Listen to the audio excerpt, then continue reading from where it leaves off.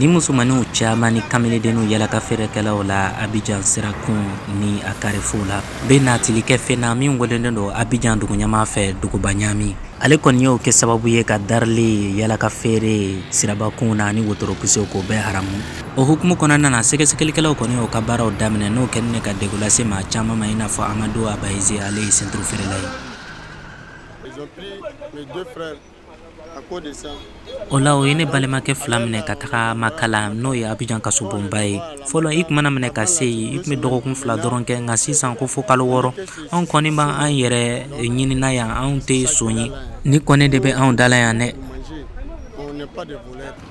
Min wele ni filɛ ni ye Abidjan kin fɛ ko duguba ɲagami o ye ko ye min kɛlen ka Ivoirien ka capitale sɛgɛ kabini wagati jan ka dankari o la o ye Ivoirien caman ka hakilina ye nka dɔw fana ma sɔn o ma i n'a fɔ Fofana n'a ɲɔgɔnnaw ale b'a yira k'a fɔ ni hakili jagamabɔ ma kɛ a bɛ se ka kɛ dankari ye caman ka dayɛlɛmɛ la. Ni koɲɛ in labɛnni fila Abidjan kin fɛ n'o kana ka waliya o tɛ se ka kɛ ni maaw gɛnni ye ka bɔ sirada la maaw tɛ se ka to lu kɔnɔ koyi sokɔnɔna kow tɛ se ka ɲɛnabɔ so kɔnɔ o bɛ ɲɛnabɔ kɛlɛma le ni kɛlɛmana ɲagamini ni jateminɛ bɛ kɛlɛ a bɛ dilan ɲɛ min na nka k'a fɔ mɔgɔw kana bɔ sirada la o tɛ se ka kɛ an kɔni b'a ɲini o fɛ ka hakili jagabɔ caman kɛ fɔlɔ. Ni y'a san damadɔ ye Awa jagoyala ka bɔ yala ka feere la kana segin ni sirakun na nka bi a kana ka nin yɔrɔ in to yen. A ko anw ma a ka diya ye ka magasin ta nka n'ale ye magasin ta magasin sara wari tɛ sɔrɔ koyi. A ma diya n'u yɛrɛ ye ka na sigi sirada la yɛrɛ ka feere kɛ fana ni a diyala n'u fana ye cogo min na an tɔɲɔgɔnw bɛ sigi la magasin kɔnɔ ka feere kɛ an n'u fana bɛ fɛ ka sigi magasin kɔnɔ ten ka to ka feere kɛ c'est parce que sisan magasin sɔngɔ ka gbɛrɛ le magasin sɔngɔ ka gbɛrɛ i ye feere min kɛra sirada la ni i yɛrɛ tɛ foyi sɔrɔla a la i m'a dɔn i bɛna joli yɛrɛ ta ka taa magasin tan magasin fana ni kalo sara i bɛna magasin sara joli ka bon sara joli k'i ka den filɛ cogo di.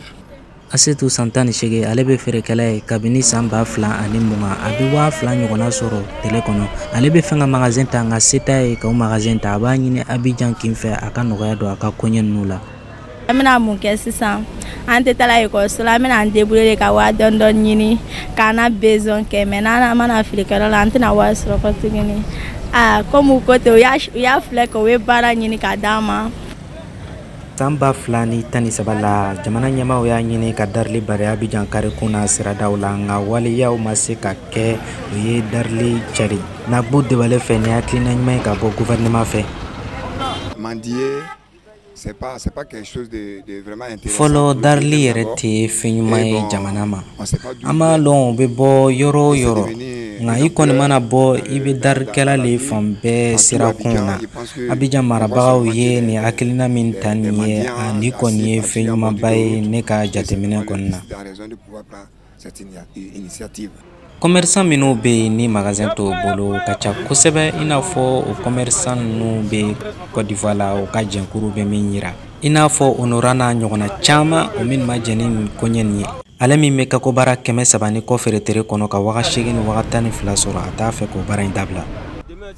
N'a fɔra k'i ka bɔ yan i bɛ taa vagabond la sira kan walima i bɛ kɛ soni an dun bɛ don min na komi bi ne tɛ sonyɛni kɛ ne bɛ n dayɛlɛmɛ nin ɲini baara la yan nka si tɛ se k'a fɔ ne ma ko taa kaso la sabu ma sonyɛni kɛ. Denbaya caman i n'a fɔ Kadi Jumande n'a ɲɔgɔnnaw a ka dɔw ye ka bɔ yen sirada in na nka cogoya tɛ yen u ka baara bɛɛ lajɛlen de gulonnen de nin na a ko ale ma ban gouvernement ka décision ma nka olu ka dayɛlɛmɛ bɛɛ lajɛlen de gulonnen don nin baara in na.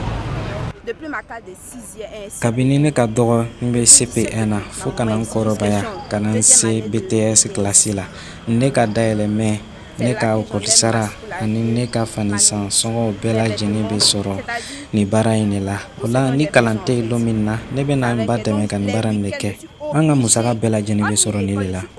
hakilina in bɛ se ka waleya cogo jumɛn n'a ma kɛ ni degun ye ka taa se dugudenw ma. Alain Amonchi, VOA Bambara, Abidjan.